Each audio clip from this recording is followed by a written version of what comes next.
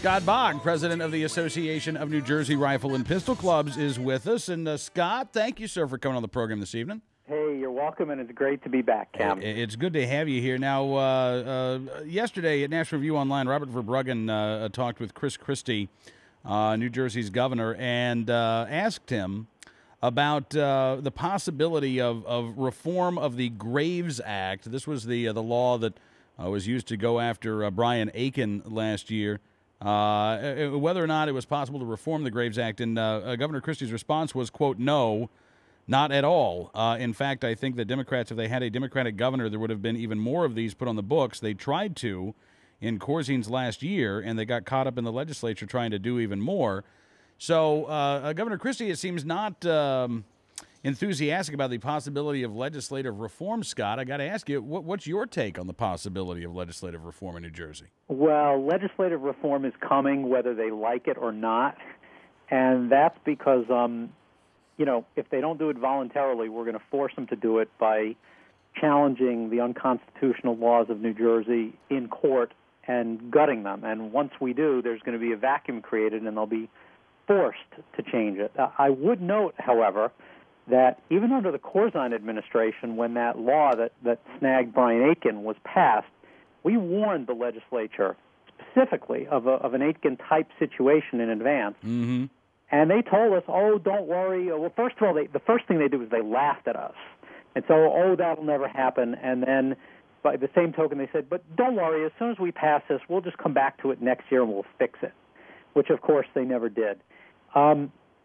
So it really remains to be seen. I'm telling you, Cam, that change is coming to New Jersey. It won't happen overnight, but it will happen.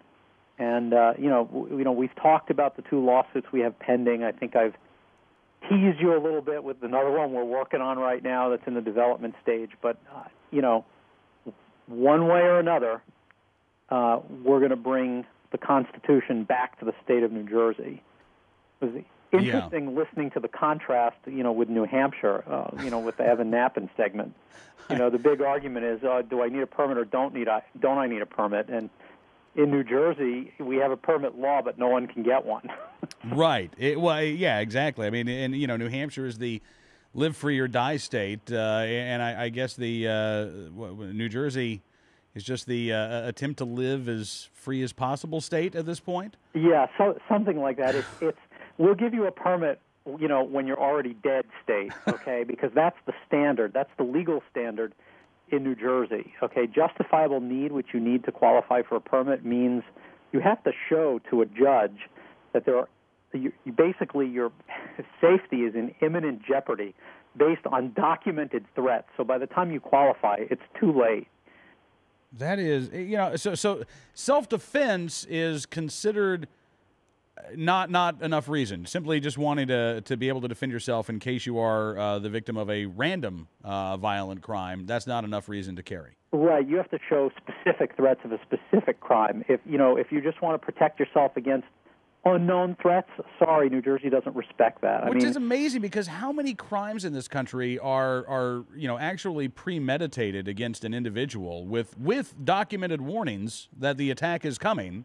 Yeah. As opposed to people who are the victims of random violence. Look, the bottom line is the Garden State simply does not recognize and will not voluntarily recognize the right of an individual to defend themselves with a firearm outside the home.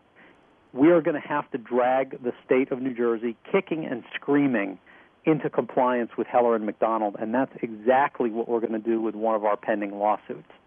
I think we talked about the Attorney General's response to the lawsuit, which basically the Attorney General amazingly has said, number one, the Second Amendment ends at your front door.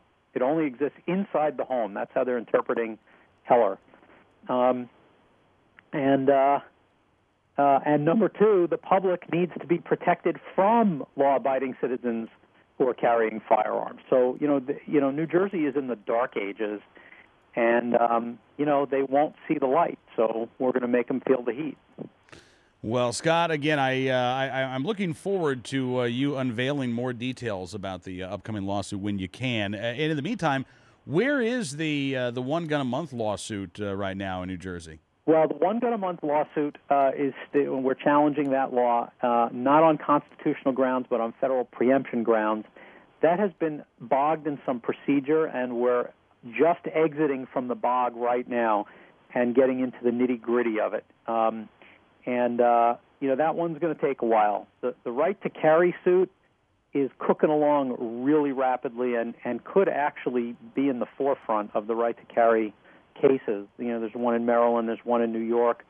We're on a fast track on that one, and I must say that the legal work that's been done on that case has been. And I'm not the lawyer on the case, but it's been phenomenal.